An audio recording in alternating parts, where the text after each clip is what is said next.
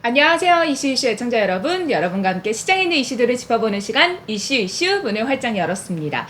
자, 여러분들 CPI 발표 때문에 정말 이거 어떻게 되나 걱정 어린 마음으로 밤에 잠을 잘 못 주무셨던 분들이 꽤 계실 것 같아요. 자, CPI 발표 8.2%로 발표가 되면서 미국 다우지수 선물지수라든가 이런 부분이 급락을 해서 여러분들 걱정 많았을 텐데 또 금요일장 기준으로는 시장이 반등하는 움직임이 포착이 됐습니다. 자, 우리가 10월에 체크해봐야 되는 이슈 중에 가장 중요한 CPI 발표가 지나간 이후 시장은 어떻게 대응을 해야 될지 함께 이야기 나눠보도록 할게요. 오늘도 모 선생님과 함께합니다. 선생님 안녕하세요. 네, 안녕하세요. 선생님, CPI 발표가 굉장히 중요하다라고 했잖아요. 근데 8.2% 나오고 나서 다우존스 지수가 콕 떨어져가지고 내가 12시까지 일했어. 그게 오늘 금요일이니까 이제 목요일 그러니까 새벽인 거잖아요. 되게 피곤하시겠네요, 지금. 좀 졸려. 빨리 끝내자. 방송하지 말까? 또 그럼 뭐라 그러실 테니까. 맞아요. 그러니까 여러분들 저희가 얼마나 여러분들의 애정하는 마음으로 이렇게 방송을 준비하는지 알아주셔야 될 것 같아요. 그런데 딱 3% 급락시키는 거야. 선물도 278. 그래서 시작하자마자 284에서 딱 꺾이는 거 보고 끊어! 나쁘게 나와. 근데 딱 결과 보니까 진짜 8.3이면 이건 초급락이거든? 근데 8.2야. 네. 야. 8.2. 예. 그러니까 줄어들기는 했어. 8.3, 8.2. 근데 시장의 컨센서스는 8.1이고 시장이 환호하려면 8.0이나 7.9 정도는 됐어야 되는데, 그리고 또 한번 세부 조항을 봤더니 그 중요하게 보는 것들 있잖아. 주택 주비, 유류비 그런 거는 또 전월 대비 상승. 그래서 또 사람들이 그러면 유가마저도 올라가면 이것도 다음 달은 이게 더 높아지는 거 아니야? 이 불안감에 또 시장이 급락하니까 그냥 우수수수가 인덱스로 그러니까 나스닥. 그래서 9시 반에서 1시간 동안은 계속 빠지는 거야. 그래갖고 일단 끊어놓고 어디서 다시 들어갈까? 다음 내일까지. 그래서 일찍 잘까? 여기서는 끊어놓은 것만 하고. 그런데 딱 보니까 10시 반 지나서 나스닥 선물 본장에서 만을 깰 것 같았었거든. 구자를 볼 것 같은데 1800에서 딱 돌았더라고. 거기 하나. 두 번째는 가장 환율이 막 급등하는데 영국 10년짜리 국고채가 꺾이는 거야. 쌍봉. 그래서 그냥 전략을 딱 보내드렸지. 다시 껴넣어. 터닝 포인트. 그리고 잤어. 그 다음에 주무신 거예요? 아침에 일어나니까 바닥에서 10포인트 올려고. 야, 그래서 됐다 한 거야. 왜냐면 이게 무슨 차이냐면 그 올린 거에 대한 거라면 매도자들이 있을 거 아니야. 그 사람들이 수익을 챙겼다. 매도자가? 그거 쇼커버링 뺐다 올리니까 이런 악재인데도 돌아? 그러면 내가 매도 친 사람이야. 그러면 어떻게 하겠어? 청산이 들어가겠지. 그럼 청산 들어가는 게 매수를 일으켜서 급등. 두 번째는 또 영국 총리가 또 다시 철회할 수, 이랬다 왔다 갔다. 그래도 10년짜리 국채가 그래서 꺾이고, 그 다음에 나스닥이 만을 깨지 않고 탁 터닝하니까, 그리고 기술주들이 움직이는 거야. 그래서, 다음 달은 낮아지는 거에 배팅을 하는구나. 낮아지는 거. 그러니까 8.5, 8.3, CPI가 8.2 점점 내려가는 거. 일단 그걸 안 봤는데 이제 그 기울기를 보기 시작하는구나. 그러면 다음 달은 이 주택비나 이런 것들에서 약간 좀 다른 통계에서는 좀 징후가 나와. 이제는 떨어질 수가 있구나. 유가만 막아주면. 그래서 한번 이런 급등이 나오지 않았나. 저점에서 5%나 오른 거야, 인덱스가. 그러니까 1800에서 그러니까 600포인트 정도의 에너지가 나왔어. 이거는 기록에 남길 만한 에너지야. 네. 그러니까 이런 변동성이 나왔다면 저는 한 달은 갑니다. 한 달. 그러니까 베어마켓 랠리가 한 달은 이어질 것이다라고 보시는 거죠? 왜냐면 다음 달 전에 먼저 이벤트가 나온 거야. 다음 달 전에? 11월 이 금리 이제 이걸로 75pp는 확정된 거야. 여기서 공포가 더 떨어졌으면 이제 100pp 한다고 막 그럴 거야. 그 얘기는 이제 확 싹 들어갈 것 같고. 그 다음에 가장 중요한 거. 이제 75pp가 마지막일 피크론이 나오는 거야. 이번 근데 100bp 한다라는 얘기도 일각에서 있긴 해요. 근데 그러면 이 시장이 이런 에너지가 안 나와. 이렇게 그 반등의 에너지가 나오지 않는다. 올랐다가 빠졌겠지. 어... 그리고 가장 중요한 거. 8일 날이 중간 선거입니다.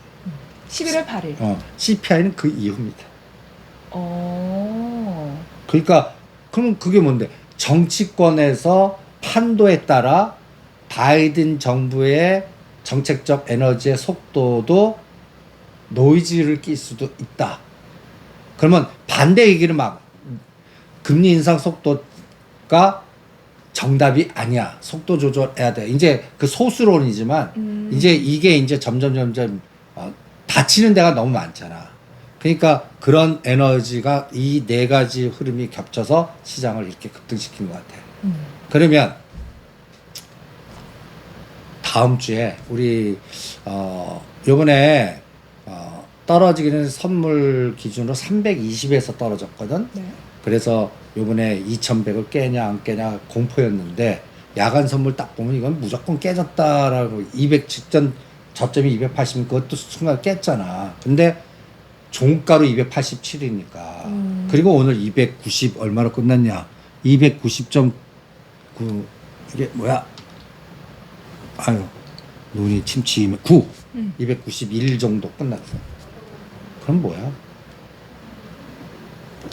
저점에서 12포인트 정도가 더 차이가 나는 거야. 그러면 지수 단으로는 이게 100포인트 에너지가 벌써 나왔다는 얘기야. 네, 금요일장 하루 만에. 그러면 이거는 하루아침에 끝나지 않습니다.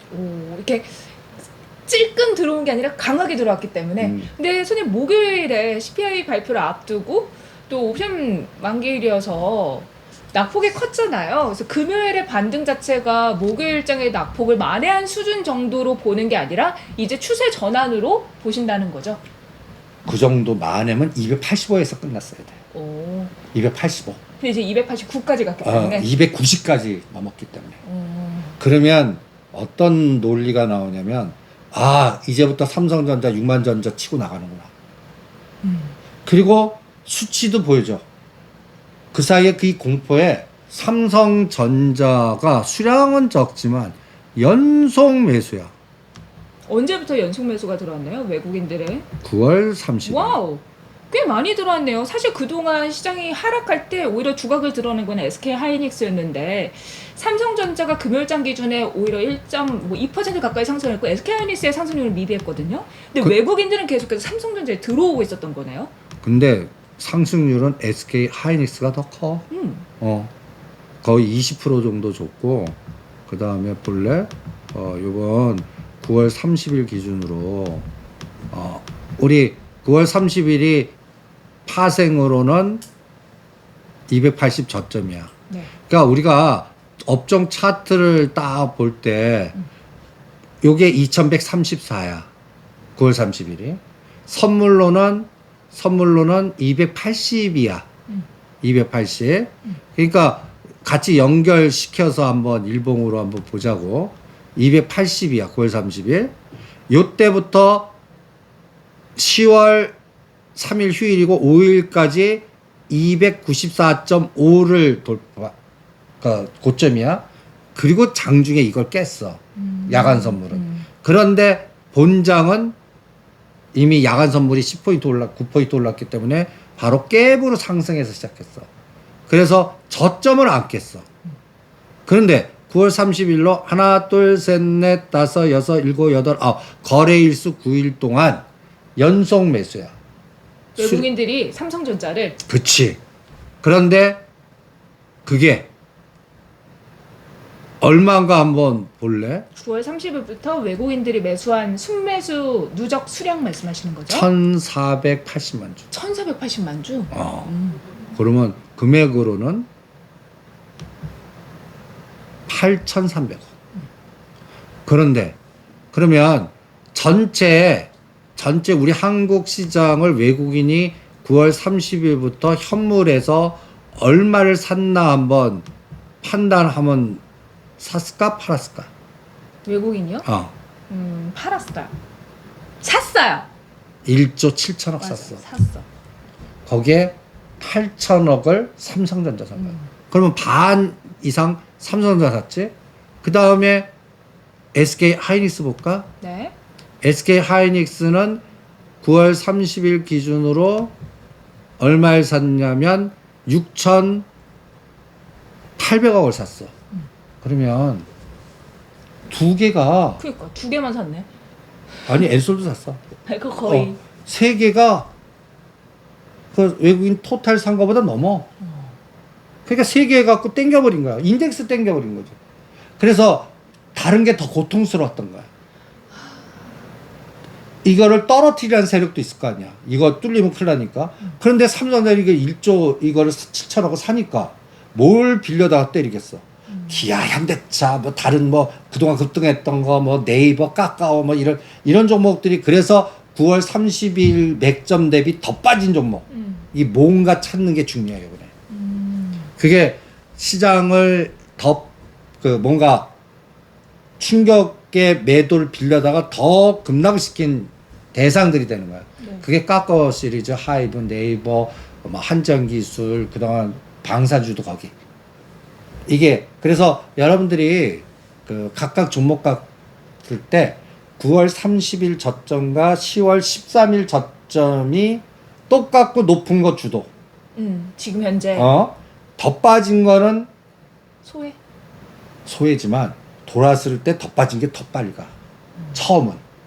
그러다가 이게 어느 정도 오면 그 다음에 주도주가 할 것 같아요.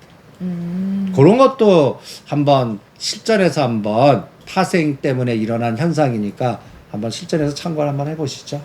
그러니까 요약을 해보자면 국내 증시 전체적인 흐름은 중간 선거까지는 CPI가 그 이후에 발표되기 때문에 단기적으로 반등을 하는 반등 장세로 본다라는 말씀이셨고, 지금까지 9월 30일 이후로 외국인들의 매수세가 들어왔는데 확인해보니 삼성전자, SK하이닉스, LG에너지솔루션 대형주 위주로 매수세가 들어와 줬기 때문에 다른 종목들의 낙폭이 더 과할 수밖에 없었다. 그래서 그동안 날짜별로 CPI가 변곡점이 돼서 급락을 유도했어. 나는 다음 CPI는 안 봅니다. 그 선생님 그 기울기가 완만해져야 된다고 하셨잖아요. 근데 지금 이제 8.2니까 다만 8.1 뭐 이렇게 내려가야 되는 거 아니에요? 왜 그걸 안 보세요? 안 봐도 내려가니까? 안 봐도 이제 7.9나 8.0 7자 볼 것 같고. 근데 선생님 앞서서 CPI 주요 구성 성분들은 올랐다라고 하셨잖아요. 그치. 뭐 유가나 뭐 주택 지수나 이런 거 올랐는데 이제 그쪽이 이제 약간씩 떨어지는 통계가 이제 짚혀졌어. 어디에서요? 다른 통계, 다른 사이트에서. 그런 뭐 연준이 그쪽과 연계된 말고 지방 그쪽에 뭐 일자리나 그 다음에 주택 주거 비용이나 이런 거를 우리나라 보면 또 조사하는 단체들이 많잖아. 앞으로 주거 쪽은 많이 떨어질 것 같아요. 너무 비싸. 지금 현재 캘리포니아에 갖다 얘기해서 우리가 원룸 이렇게 하는 게 550에서 600 정도 돼. 미국에서 한 달 살려다. 우리나라 돈으로. 500에 50에서 600. 550에서 600. 550에서 600? 만 원. 한 달에요? 근데 와. 1인 거주야. 어마무시하게 비싼 거거든. 난 요게 이제 다운이 될 것 같아. 다운이 될 것 같고, 그 다음에 아직까지 제일 찝찝한 게 먹는 식품, 그리고 의료, 요런 게 이제 의료? 좀 그 의료 비용, 의료, 의료, 병원, 병원, 그게 이제 하스피탈. 그쪽이 아직도 잘 안 빠져.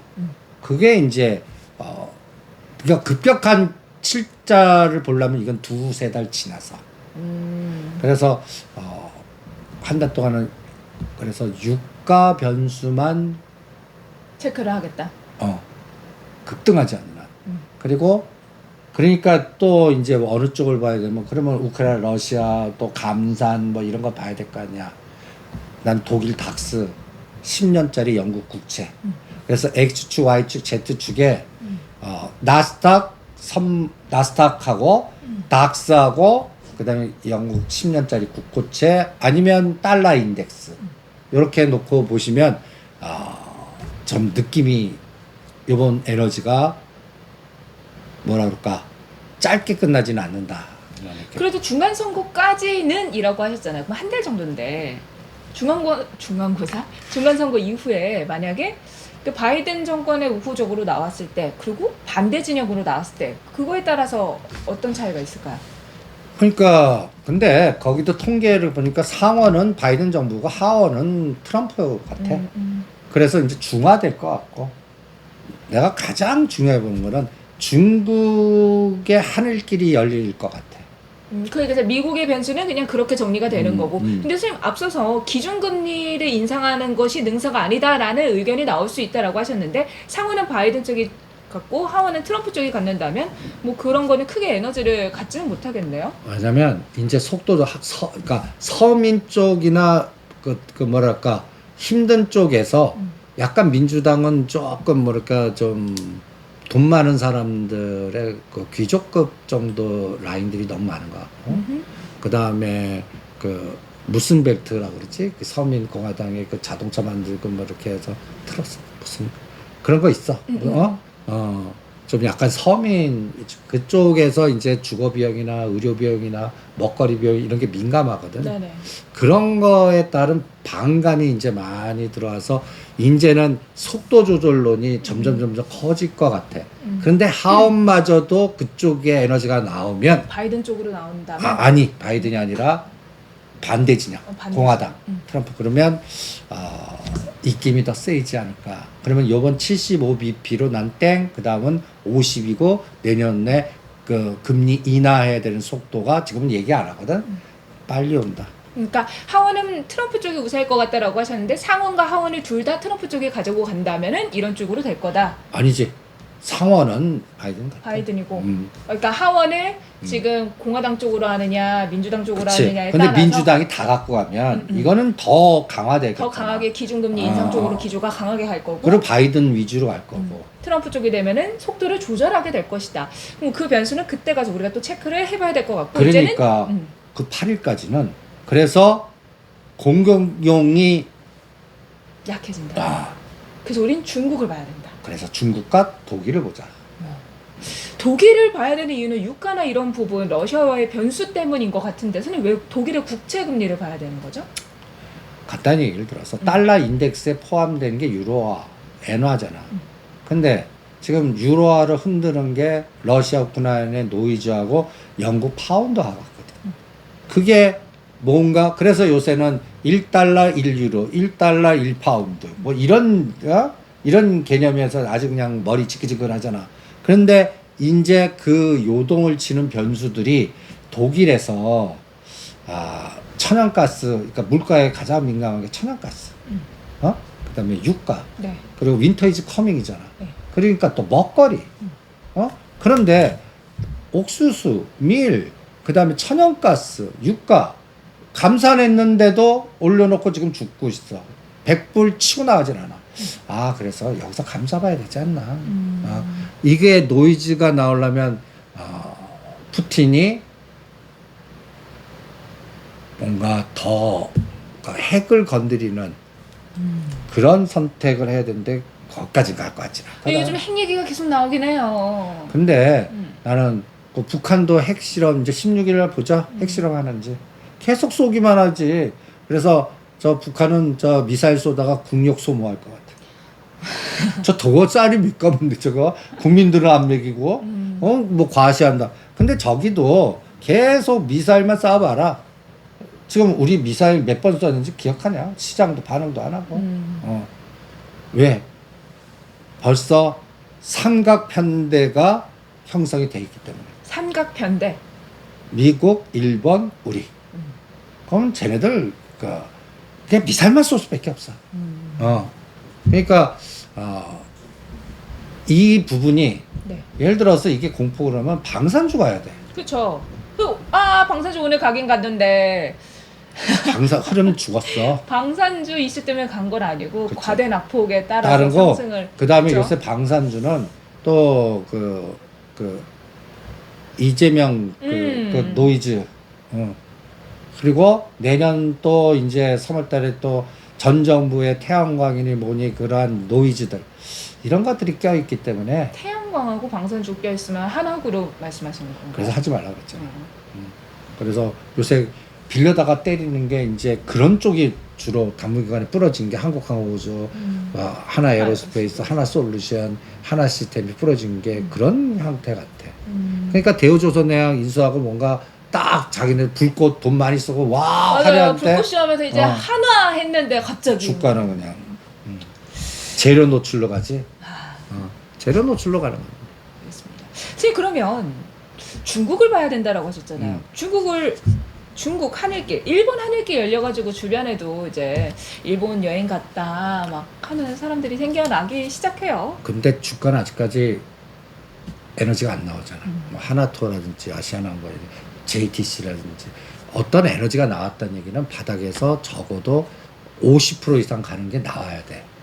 요새 그 네움 같이 오늘 우리 세아특수가 한미글로벌 이쪽 에너지는 중심은 또 안 가. 실적으로 삼성물산, 삼성엔지니어링, 현대건설이 그 굵지가 그러니까 네움도 딱 그렇게 보는 것 같아. 조단위 수준은 1년 안에 힘들 것 같아. 빈살만이 오더라도. 네. 미국이 딴지 놓지.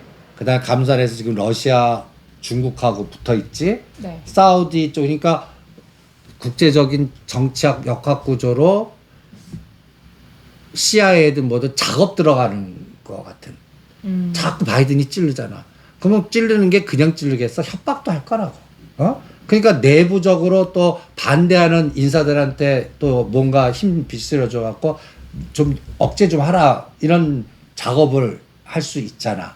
그러니까 빈산만 입장에서 자기가 적극적으로 나가려도 명분이 있어야 될 거 아니야. 그렇죠. 지금은 방향은 맞는데 속도 조절을 할 것 같아. 그러면 그래서 대형 원전이나 조단위 이런 수주가 바로 안 나갈 것 같아. 그럼 시장 타당 조사 뭐 하면서 교통 정리하는데 그러니까 설계라 뭐 이렇게 해서 주변 것만 막 올라갈 가벼운 것들 그런 게 하나의 시장에도 특징이 아닌가. 그래서 진짜 하려면 현대건설, 삼성엔지니어링, TA야 네옴시티 관련주.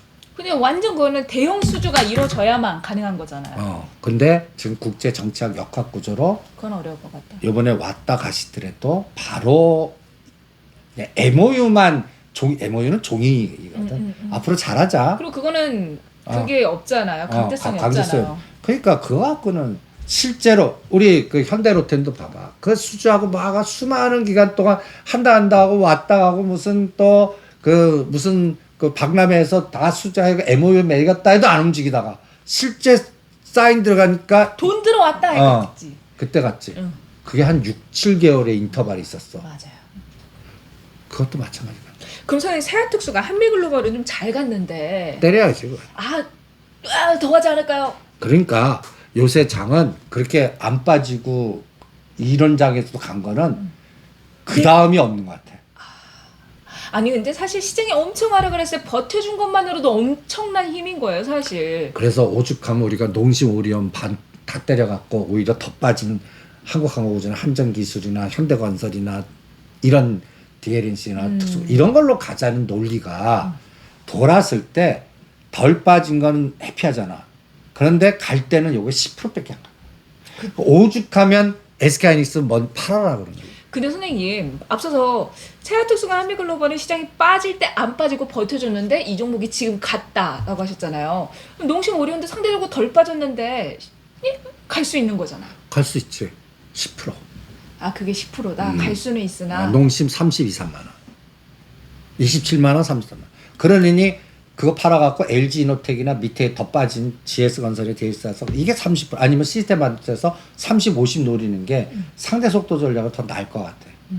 그래서 사실 음식료가 지금 가기에는 큰 에너지가 없어요. 저게 나와야 돼. 내가 식량 위기에 아사 집단들이 아이고. 나와야 돼. 아프리카든 그 뭔가 우크라이나 때 새로운 뭔가 터지는. 그래서 농산물이 하루에 15%에서 20% 급등 파동이 나와요. 그래서 내가 옥수수하고 밀을 보잖아. 그런 에너지 안 나.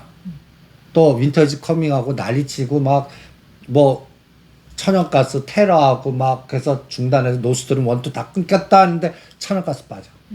이건 뭘까? 원자재는 가격이 잡혔다. 그쪽은 이제 게임이 그러니까 끝났다. 재고 게임 끝난 것도 있지만 시장은 침체를 보는구나. 아, 그러니까 전체 수요가 줄어 거기 지역에서 그건 다 비싸고 했지만 다른 루트가 또 저장 다른 루트 거기 가장 또 그래서 알제리 뭐 천연가스니 그 다음에 또 러시아 거 안 쓰고 딴 데로 돌린다는 등 그리고 알게 모르게 가장 수혜보는 게 미국 셰일가스 없지. 그쵸. 많이 올랐다고 하더라고요. 그러니까. 오히려. 어. 수혜가 그래서 있어서. 최근에 세아베스 때 이런 강간 이런 적도 그 에너지도 같이 있는 것 같아. 그래서 이게 안 간 게 갈라 그러면 10조 에너지에서 전체 갯벌이 물이 와 들어가갖고 큰 배들이 그냥 뜨고 막 렛츠고 이런 장해야 되는데 물 들어왔는데 물길 따라만 들어와. 근데 이 물길이 어떤 데는 이 있던 게 갇히고 요 거로 바뀌었어. 그러면 난 이 길 물길로 딱 갔는데 이건 물길 맞고 다른 길로 가는 거야. 요 1도 차이가 어마무시한 것 같아. 그쵸. 그래서 음식료 쪽은 난 요번에 나도 바랬거든. 그래서 아니야. 농심이나 오리온 이런 것들 움직이고 거래량 보고 그 다음에 옥수수나 밀이나 이런 주가들을 봐도 그리고 거래량 봐도 이 거래량 갖고 선도주가 되려면 아까 한미글로벌이나 세아베스텔이나 세아트 이런 에너지 같이 또 전에 펫배터리 같이 거기에 대장이 단기간에 확 올라가줘야죠. 한 60% 정도 에너지가 나오는 게 보여야 돼. 세비캠처럼. 아주 그런 미끼가 딱 나와야 돼. 그리고 따라가는 게 두세 개가 딱 해야 돼. 그러면 예를 들어서 음식이 나오면 오리온 농심, 오뚜기, 삼행식품 전혀 다 에너지들이. 그 다음에 사료라도 나와야 돼. 근데 한일 사료는 꾼들이 있는 것 같은데 주변 사료들 다 전멸. 떨어질 때 더 떨어져. 그러니까 이건 아니야. 아니야. 그러면 지금 가장 강하게 그나마 버티는 게 시스템 반도체. 그 다음에 네옴. 요런 쪽이 좀 버텼어. 네. 그리고 오히려 반대로 삼성전자 SK하이닉스가 땡겨버린 거야. 그러니까 선생님 여기서 삼성전자 SK 하이닉스가 땡겨진 거 우리가 초반부터 얘기를 했는데 다시 우리로 돌아가면 결국 반도체가 간다라고 해석을 할 수 있는 거 아니에요? 단기 반도? 아니에요? 아니야. 아 어렵네. 참. 그러니까 내가 얘기했잖아. 이건 파생 모르. 그냥 지수의 움직임으로 연동됐을 뿐 반도체 업황. 왜냐면 전 또 한편으로 생각한 게 SK 하이닉스가 더 많이 빠진 게 그런 사업 구조상으로 반도체 쪽으로 더 많이 주력이 되었기 때문에 빠졌고 지금 반등을 좀 세게 나온 게 반도체가 좀 괜찮아질 거에 대한 기대감인가 했는데 또 그건 아니라는 말씀이신 거예요. 그러니까 1년 유예 준 거 벌었지. 근데 문제는 계속 싸울 거라고. 근데 요번에 반등은 8월달, 그러니까 6월달에서 8월달까지 오른 이 포지션의 죽임 청산해서 29만 개의 미결제가 36만 개 쌓인 게 어떻게 쌓였냐면 삼성전자 SK하이닉스 매도 뒤에 합성 포지션이야. 이게 9월 30일부터 스위칭한 거야. 그래서 계속 마이너스 주는 거야. 그래서 36만 개가 정확하게 지금 33만 개까지 4만 개 정도 가까이 줄었어. 그게 구조가 삼성전자 매수, SK하이닉스 매수 하면서 미결제가 청산된 거야. 이게 빨간 색깔이면 이건 더 빠졌을 거야. 그런데 마이너스로 청산된 에너지가 수급을 만든 거야. 그래서 오죽하면 8만 원대 7자 보기 공포 만들었는데 내가 그 털지 말고 9만 5천 원과 10만 원 사이에서 팔자. 오늘 9만 5천 원, 6천 원까지 갔잖아. 70%까지 때려라 그런 거야. 그래서 그리고 이제부터 상대 수익률은 그래서 그거 판 거를 오히려 이제 기아라든지 요게 또 다른 더 빠진 종목 아니면 부품단 가라는 얘기야. 부품단도 D램 쪽, DDR 쪽, 그 다음에 스마트폰 쪽, no. 시스템 반도체만 가라.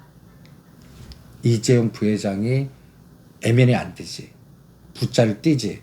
그러면 이제 분명히 어느 선언을 할 거야. 나는 한국 기업 그 중에서 우리가 DB하이텍, DB하이텍을 칩셋미디어. 그 중에 하나 걸려라. 하나도 뭐였죠? SNS 텍, SNS A 텍. 테크놀로지 A- 이 중에서 네 개인데? 네 개에서 하나만 걸려도 이게 폐배터리 같이 돼. 그럼 너도 나도 이게 하나가 그러면 더블 이상하거든. 그러면 너도 이 하나 갖고 안 돼. 그리고 여기서 부채질을 한다고. 또 시장은 또 그 어떤 타켓이 보이지. 그럼 폐빠 쫙 흡수되는 에너지가 지금 뭔가 아무것도 안 될 때는 단타 세력들이 집중하는 에너지가 압축화 전략이야. 몰릴 때 몰려버려. 그런 상황이 나는 시스템 반도체에서 나올 것 같아. 붙자 띄고 신토 부리고 그 다음에 요번에 이재용 부회장의 선택안이 그거 외에는 없어. 그리고 그쪽에 이제 팔로더맨하고 막 뒤져봐도 뭔가 움직임은 있어요. 응? 그러니까 그거를 잘 노려봅시다. 그러면 어떤 느낌이 드냐면 꼭 펫배터리 초기 느낌? 세비캠 6만 원 내서 거의 17, 8만 원까지 갔잖아. 거기서 하나 물건이 하나 연말 연초까지 나오지 않나. 왜냐면 유예기간 좁고 11월 달 창립기념일이고 11월 1일. 그리고 중국이 열린다는 얘기는 갖다 얘기해서 중국이 이제 그 반도체 이거를 중국에 있는 그거를 그리고 막 유예기간 받았고 그럼 매출은 3, 4분기보다 4, 4분기가 좋아지는 거고 그 다음에 요새 9월 30일부터 지금까지 오른 종목의 특징이 다 중국기 수출 1위 관련된 종목들이야. 은근 중국향 관련된 종목들이 상승을 했다는 거네요. 사실 중국이 미국하고 우리 계속 이렇게 반대 상황이 있다 보니까 우리는 개별 종목보다 코스피 200 보면 금호석유화, 포스코홀딩스, 대한유화, SK하이닉스, 엔솔, 효성TNC, 롯데케미칼 다 중국 중간재 소비재 이런 것들이야. 이런 것들이 지금 장은 9월 3일 더 빠졌는데 땡겨버린 거야. 벌써 15% 에너지가 나와. 15%에서 20%. 다른 거는 그 사이에 30% 부러진 게 허다한데. 이게 다 뭐야? 10월 16일부터 이제 3년이면 이제 이 부분은 왜냐면 이제 약간 확 열어주지는 않을 것 같아. 이 통치 기술을 하는 사람들의 가장 해피한 게 봉쇄시키는 거야. 그래야 격리시켜서 너 말 들으면 잡아놓고 집어넣고 내 뜻대로 하고 그다음에 서로 모이면 뭔가 사단 날 수 있잖아. 그러니까 이런 걸 격리하면 통치하기 쉽거든. 그런데 이제 중국이 그거를 10월 16일부터는 이제 중요한 부분은 일단 3년의 시대를 열었잖아. 그러면 이제는 어떤 전략이 나와야 될 것 같냐? 나라를 경제 성장률을 올려야 되고 뭐 해야 되겠죠? 본격적인 동수서산이 들어가는 거지. 근데 선생님, 우리가 지금 9월 30일부터 지금까지 봤을 때 중국 관련된 중간재 업체들이 잘 버텨줬고 상승률이 있다라고 하셨잖아요. 그러면 시장이 하락할 때 상대적으로 움직임이 좋았다라고 하셨는데 앞서서는 지금까지 시장이 하락할 때 버텨주거나 갔던 종목들은 이제 때려야 된다라고 하셨잖아요. 이 종목들은 그거와 같은 기준으로 보면 때려야 되는 건데 이 종목이 더 간다라고 보시는 이유는 중국이라는 모멘텀이 추가되어 있기 때문인 거죠? 그리고 이제 사람의 왕래도 있고 그 다음에 여기는 그래서 이게 가장 중요한 포인트에서 이제는 실적장으로 간다. 이제는 실적 장세이기 때문에 그러니까 괜찮아요? 케미칼이라는 실적이? 그렇지. 매출이 이제 3, 4분기 대비해서는 기존 매출도 늘어나고 그러면 4, 4분기나 내년 1, 4분기는 지금보다는 나아지는 우상향이니까 거기에 배팅을 미리 선취매 세력들이 스마트 머니가 먼저 들어가지 않았나 이런 생각이 듭니다. 알겠습니다. 와, 우리 선생님 큰 틀로 다 짚어가지고 흐름을 하나하나 막 이렇게 덩어리째 보다 보니까 그래도 좀 안도를 할 수 있을 것 같다라는 생각이 드네요. 그래서 근데 물이 다 들어와서 내가 납포기든 이런 거든 같이 가려면 10조 이상의 시장이 돼야 됩니다. 그 거래대금 불가능하죠. 내년도 가야 겨우 가능할까? 그러면 어떤 논리가 나와? 물길을 찾아야 되는데 물길의 에너지가 두 가지야.